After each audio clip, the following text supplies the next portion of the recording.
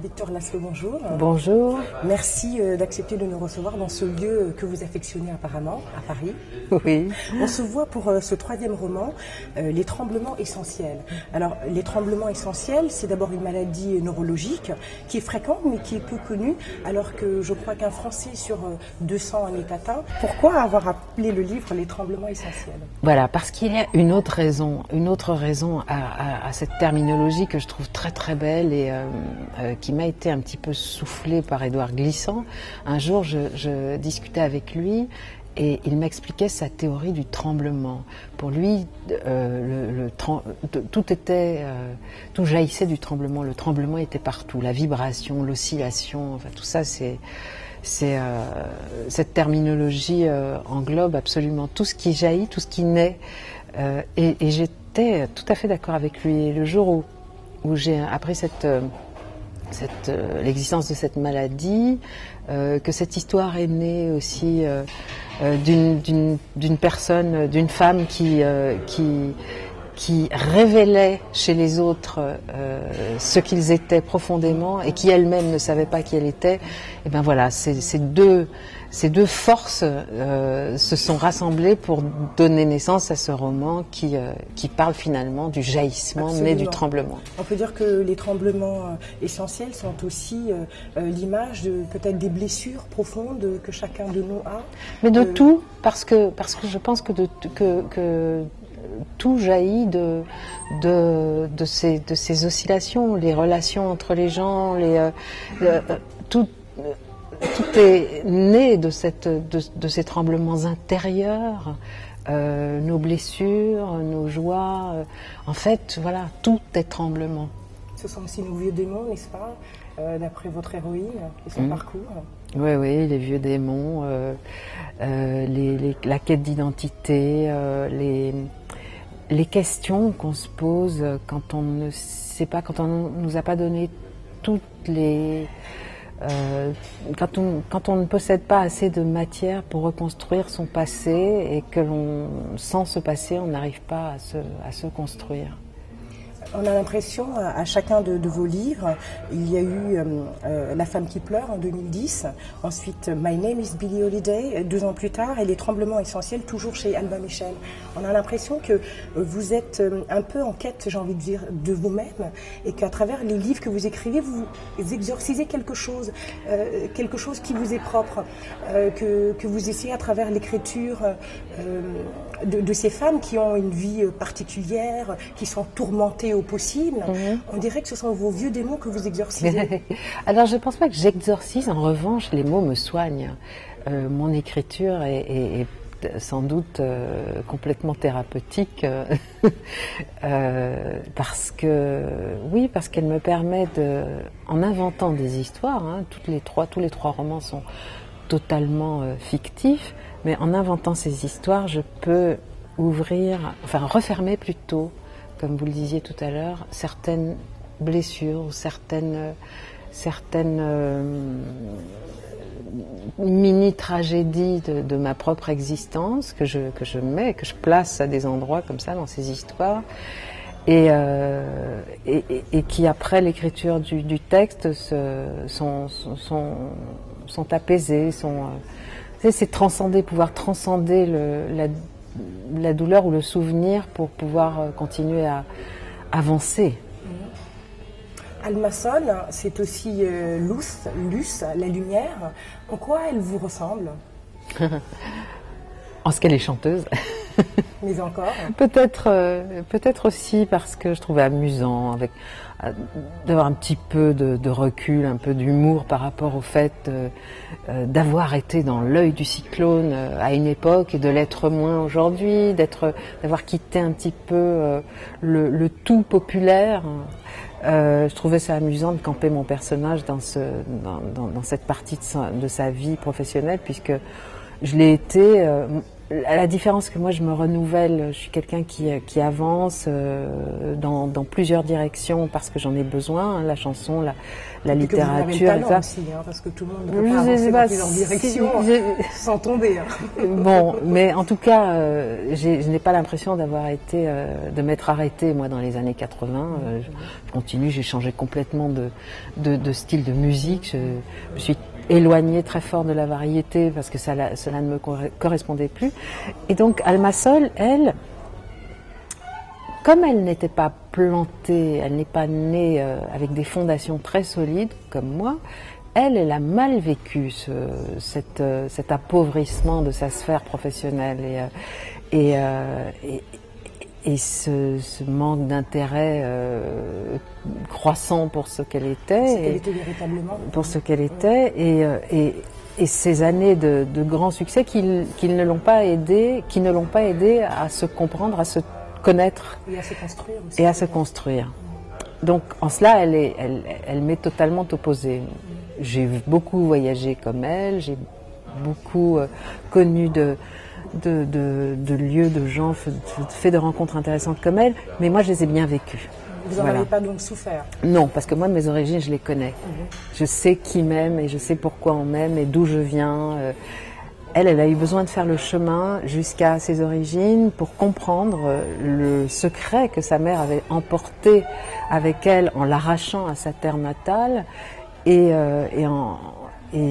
pour mieux comprendre ce qu'elle faisait dans ce métier-là, ce qu'elle cherchait, pourquoi elle n'arrivait pas à s'arrêter alors que l'amour se trouvait à sa portée, à portée de sa main, et chaque fois elle lui claque la porte au nez, elle s'en va chercher autre chose.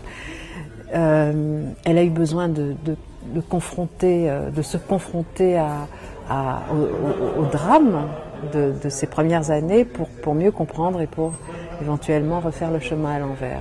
Finalement, on a l'impression que la quête de tout cela se résume en un seul mot, l'amour, notamment le fait de savoir que son père a laissé cette lettre, son père l'aimait. Et est-ce que le lien ultime n'est pas l'amour, pour arriver aussi à l'amour de soi? Oui, je pense qu'on n'est pas fait pour... les êtres humains ont besoin d'amour, quel qu'il soit.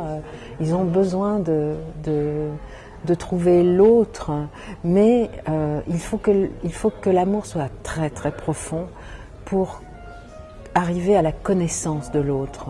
Il faut vraiment arriver à aimer l'autre pour ce qu'il est, et à ce moment-là, c'est possible. À ce moment-là, on peut atteindre un degré de sérénité proche du nirvana, je crois. La fin est très, j'ai envie de dire, optimiste, oui. Uplifting, diraient les Anglais. Oui. Pourquoi? Parce que je l'ai vécu cette fin-là, et que on n'a pas besoin d'inventer le bonheur parce qu'il existe. On n'a pas besoin d'inventer des histoires qui se terminent bien parce que certaines histoires se terminent bien. Et moi, j'avais envie dans ce personnage d'Aurel, qui est mon personnage chouchou, un peu cet homme qui attend et qui aime d'une façon définitive. Presque, excusez-moi, presque inhumaine. Oui, puisqu'il se met complètement entre parenthèses pour cet amour dont on se dit pendant tout le livre, finalement, qu'il ne reviendra jamais. Oui, exactement. Mais voilà, je pense que ces hommes existent et en tout cas qu'il existe des êtres, hommes ou femmes, sur cette terre qui peuvent ouvrir une porte des années après et accueillir sur leur sein l'être aimé. Et accepter, je pense qu'il y a cette générosité-là dans l'être humain. Et c'est pour ça que mon livre se termine bien, parce que j'ai la chance de la connaître, cette générosité-là, et je souhaite à tout le monde de la rencontrer un jour. Ça veut dire que malgré les douleurs, malgré les tourments, malgré ce chemin vers soi, il y a toujours une issue positive, c'est ce que vous voulez si on accepte, oui, la moralité de ce livre, s'il y en a une, c'est que si l'on accepte d'aller très loin dans la quête de soi, si l'on accepte de travailler beaucoup, on a droit à une seconde chance. On a le droit de revenir en arrière et de dire « excusez-moi, je me suis trompée, me voilà ». Donc c'est un petit peu ça que ce livre dit. C'est pour ça qu'il se termine bien, c'est parce qu'on a tous droit à une seconde chance. Vous avez dit une fois que vous écriviez un peu pour soigner vos blessures et que donc par conséquent chaque histoire est un peu juste un prétexte. Chaque histoire est un peu la mienne, oui.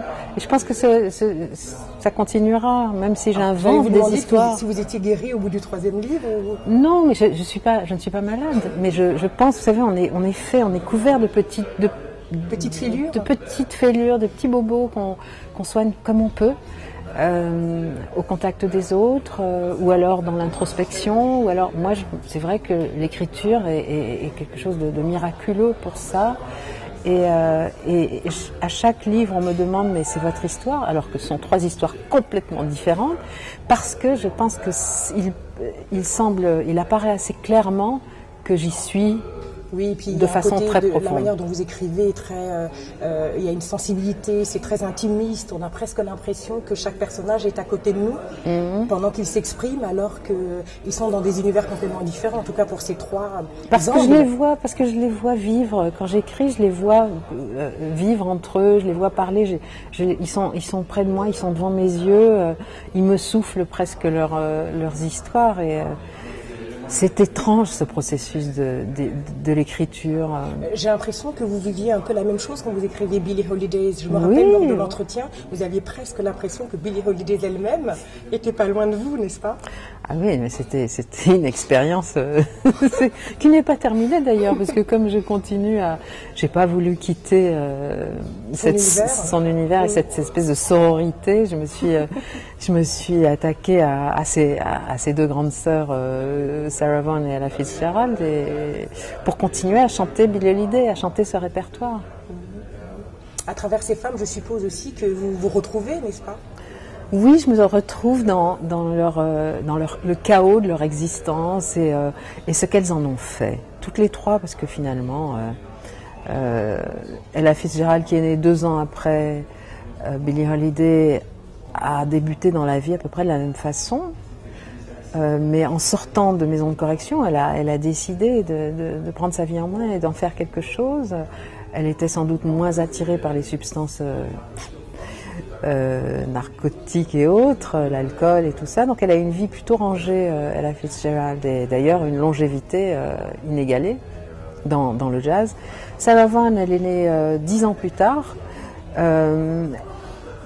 Mais 10 ans plus tard, les choses ont beaucoup changé aux États-Unis. 10 ans plus tard, à l'âge adulte, donc on avance vers moins de ségrégation, on avance vers les droits de l'homme noir aux États-Unis, et donc vers une liberté plus assumée, mieux vécue. Mais toujours, Sarah Vaughan, c'est la fête aussi. Hein. On sait beaucoup moins de choses sur Sarah Vaughan que sur Billie Holiday, mais moi j'ai des amis qui l'ont connue, et dans le milieu du jazz, il y a beaucoup de gens qui ont joué avec elle, qui sont encore vivants aujourd'hui, qui ne sont pas très âgés d'ailleurs. C'était une femme, à l'instar de Billie Holiday, très, très joyeuse, aimant la nuit, la fête, tout le reste, mangeant, chantant, avec un naturel fou.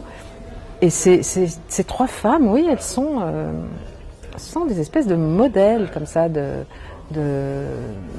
talent, de prise de pouvoir sur leur existence. Même si Billie, elle est morte à 44 ans. Parce que elle n'a pas voulu, je pense qu'elle n'a pas voulu se battre contre cette adversité qui lui venait des hommes qu'elle a rencontrés. Pour finir, j'ai envie de parler d'un trio qui vous compose. Vous êtes chanteuse, vous êtes comédienne, vous êtes écrivaine. Il n'y a pas besoin de l'acclamer, vos livres parlent pour vous-même. Quel est l'exercice dans lequel vous vous sentez plus aligné avec vous-même? Alors j'ai vraiment besoin de la chanson et de l'écriture pour être équilibrée, pour que les 2 plateaux de ma balance, qui est mon signe, soient bien équilibrés. L'un et l'autre sont nécessaires. Il s'agit d'une respiration, d'une expiration et d'une inspiration. Et c'est pour ça que voilà, si la Providence me donne le bonheur de continuer les 2,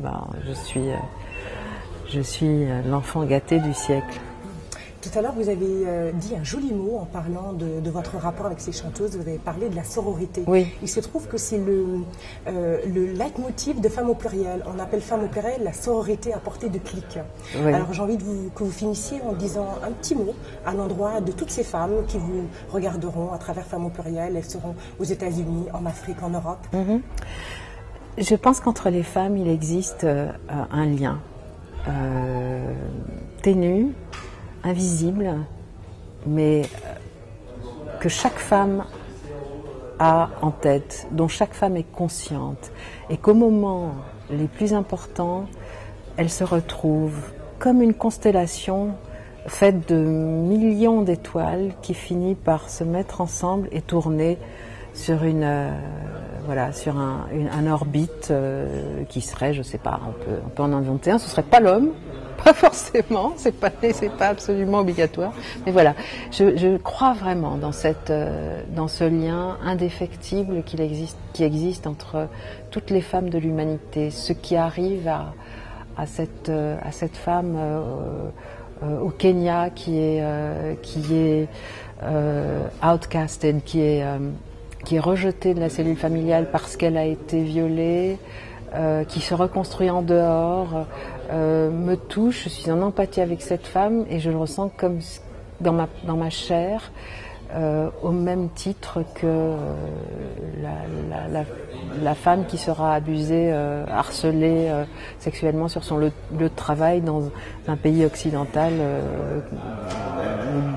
soi-disant développé dans lequel nous vivons. Merci beaucoup, Victor Lasselot.